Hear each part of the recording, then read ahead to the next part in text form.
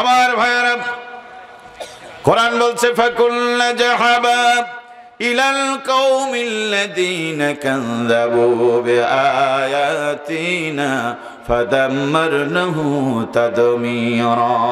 যাও এই জাতির কাছে, পাবনাবাসী যাও, ওই জাতির কাছে যাও, যুগে যুগে কালে কালে ছিল তাদের ক্ষমতা, আমার আয়াতকে অস্বীকার করার কারণে আমি আল্লাহ তাদেরকে ধ্বংস করে দিয়েছি। কদ খালাত মিন ক্বাবলিকুম সুনানুন ফাসিরু ফিল আরদি ফানজুর কাইফা কানা আকিবাতুল মুকাযযিবিন। হাতে সময় থাকলে ঘুরে দেখো দুনিয়া, মিথ্যাবাদীদেরকে আমি ধ্বংস করেছি, জনপদের পর জনপদ আমি আল্লাহ ধ্বংস করে দিয়েছি, ঠিক কিনা বলেন? ওয়াতিলকাল আইয়ামু নুদাবিনুহা বাইনান নাস, আমি মানুষের ভিতরে যুগের পরিবর্তন করি, কালের পরিবর্তন ঘটাই, এই জন্য ওয়ালাইউমাহিসাল্লাহুল্লাযীনা আমানু ওয়া ইয়ামহাকাল কাফিরিন, আমি আমার সাচ্চা মুমিনদেরকে বাছাই করি আর কাফেরদেরকে ধ্বংস করে দেই, ঠিক কিনা বলেন? এই কোরআন নাজিল হয়েছে মুমিনদের জন্য। মুমিনরা এটা শুনবে, এটা বুঝবে, এটা মানবে। কিন্তু কাফের যারা, জালেম যারা, আল্লাহ পাক বলছেন জালেমের গায়ের জ্বালা, জালেম সব সইতে পারবে, আলেম সইতে পারবে না, কোরআন সইতে পারবে না, বলেন ঠিক কিনা? জালেম সব সইতে, যাত্রা, সিনেমা, নাটক, নভেল, ই বাংলা, জি বাংলা, মদ, গাঁজা, হিরোইন, ফেন্টিডিল সব মানে, জালেম শুধু কোরআন মানে না, ঠিক কিনা বলেন? চিনি আর লবণ দেখতে কি আলাদা না এক? দেখতে কি আলাদা? পার্থক্যটা কিসে?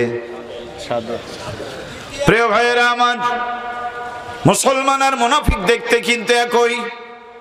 এক মসজিদে নামাজ পড়ে, একসাথে হজ করে, একসাথে উমরা করে, দাড়ি ওটা মানায়, টুপি ওটা মুসলমানের মতো, জুব্বাটা মুসলমানের মতো, দেখে বোঝা যায় না বন্ধু কোনটা মুমিন আর কোনটা মুনাফিক। আপনি যখন কোরআনের কথা বলবেন, রাআইতাল মুনাফিকিনা ইয়াসুদ্দুনা আনকা সুদুদা, আল্লাহ পাক বলছেন নবী যখন মুনাফিকদেরকে ডাক দিবা আসো কোরআন দিয়ে আমরা সমাজ গড়ি, ওরা ঘাড় বাঁকা করে বলবে আমি ওই সবের নাই বাবা, দিনকাল খারাপ।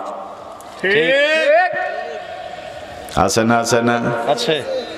গত কয়েকদিন আগে আমি গেলাম মেহেরপুরের মুজিবনগর, আমার সাথে এক সফর সঙ্গী গেল, সে এক মাদ্রাসা পড়া ছেলে, আলেম মানুষ, আমার সাথে গেল, তার সঙ্গীদেরকে পেল ওখানে। আরো কয়েকজন মানুষ যখন আসলো তখন দেখলাম তার পরিচয়, সে বলছে আমি ওলামা দলের সভাপতি। ওলামা দল বুঝেন তো আপনারা? প্রিয় ভাই, তাদের সংগঠন কি কোরআনের আন্দোলন করে? এই বাংলাদেশে তারা সুযোগ পেয়েছিল, বারবার সুযোগ পেয়েছে, জনগণের অনেক কাজ তারা করেছে, আমরা স্বীকার করি, কিন্তু মানবতার কল্যাণে কোরআনের সংবিধান তারা কায়েম করে নাই। গত দিনে যারা করে নাই, আপনি কি করে ভাবছেন আগামী দিনে সুযোগ পেলে তারা কোরআনের সংবিধান কায়েম করবে? করবে? করবে না।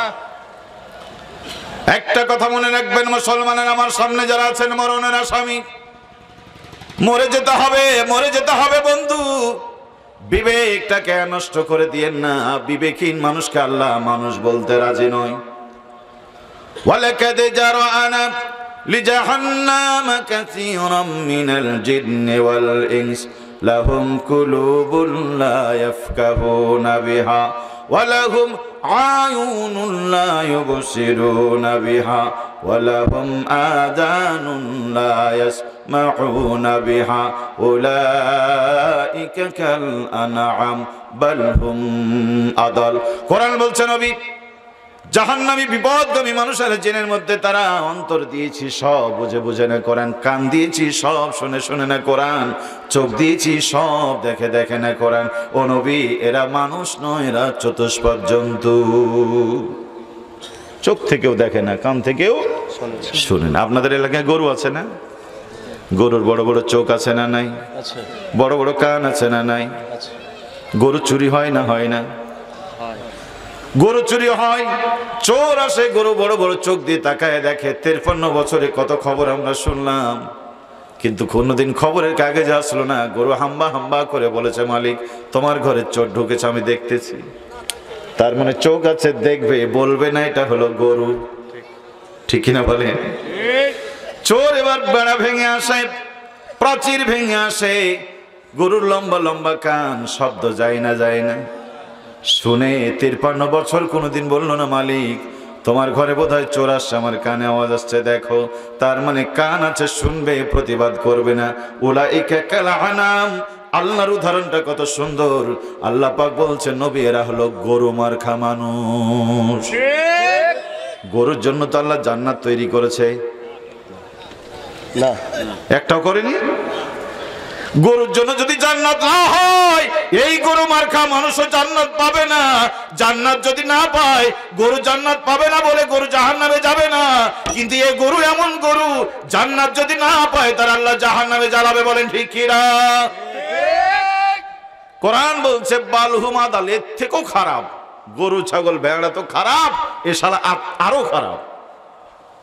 আরো খারাপ কেন? কুকুর আছে না এলাকায়? কুকুরের জন্য আপনারা ঘর বাড়ি বানান, কুকুর অসুস্থ হলে মেডিকেলে নিয়ে যান। কুকুরের জন্য ভালো খাবার কেউ দেয় না।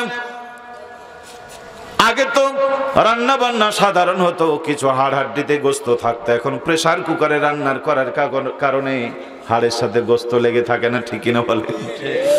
কুকুর যে কি খেয়ে বাঁচবে, কুকুর এখন বড় টেনশনে পড়ে গেছে। এরপরে কুকুর হাড় হাড্ডি চুষে সারাদিন এখানে সেখানে ঘুরে। রাত যখন লাগে দেখবেন পাবনার কুকুররা কি করে জানি না, চাপায়ের কুকুর সারাদিন ঘুরে, রাত যখন লাগে মালিকের বাড়ির সামনে সে কান পেড়ে ঘুমায়। রাত বাজে 3টা, কে যেন বাড়ির সীমানায় এসেছে, পায়ের শব্দ পাওয়া যায়। কুকুর আর ঘুমিয়ে থাকে না, কানটা উঠায়, লেজটা নাড়াইয়া চিন্তা করে কোন দিকে শব্দ পাওয়া যায়। মনে হয় বাড়ির পিছন দিকে আস্তে করে যায়। গিয়ে দেখে লোকটার মুখে মাস্ক পরানো, পায়ে স্যান্ডেল নাই, হাতে মিটি মিটি আলো। কুকুরের সন্দেহ জাগে, কে রে তুই? বাড়ির মেহমান হলে এই দিকে কেন? রাস্তা ভুলও হতে পারে। কুকুর আইডেন্টি করার জন্য সামনে গিয়ে বলে, কে? ও কথা বলে না। কুকুরের সন্দেহ জাগে, কথা বলছে না কেন? কে কে কে কে? কথা বলে না। কুকুর তখন বুঝতে পারে এটা মালিকের দুশ্মন। ঠিক কিনা বলে? মালিককে ডাকে, মালিক দেখো তো কে এসেছে। বাড়ির মালিক যদি দরজা খুলে দেয়, কুত্তার আওয়াজ বন্ধ হয়ে যায়।